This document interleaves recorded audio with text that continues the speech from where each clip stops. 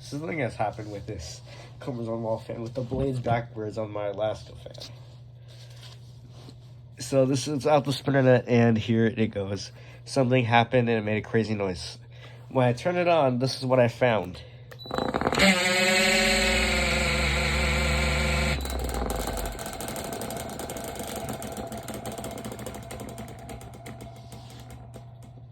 Did you guys just hear that? That is an indication of the blades rubbing up on the shaft. Let's try that on the lower speeds.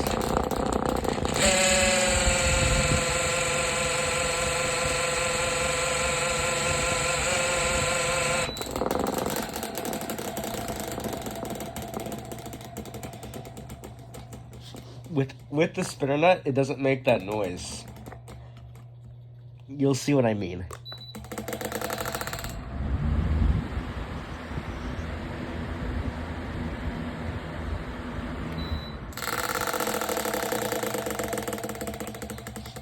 And this is the back of the blade, and it doesn't go in here. And even if you try to go to the back of the fan, where the blade is the right way, you won't feel the air. It somehow is going through the middle here, and throughout the side of the fan too. But that's kind of a note.